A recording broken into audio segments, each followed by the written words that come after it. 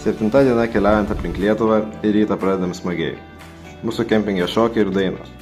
Kempingas labai patiko, jei kada lankysite Sunny Nights kempingė, nebūkite įbauginti policijos uniformų.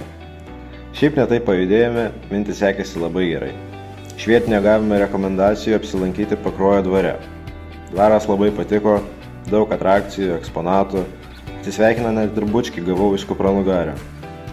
Judėjome toliau.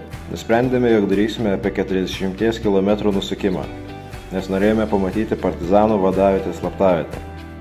Vieta labai patiko, radome apie 100 metrų tunelį po žeme su kambariu pasisėdėjimams. Deja, šis mūsų nusukimas reikalavo aukų. Pasiklydome miške ir gaišome daug laiko. Galiausiai nusprendėme, jog reikia apsisukti ir važiuoti taip, kaip ir atvažiavom. Biržų pasiekti nebepavyko, bet įsikūrėme Pasvalio kempinge. Iki rytojaus.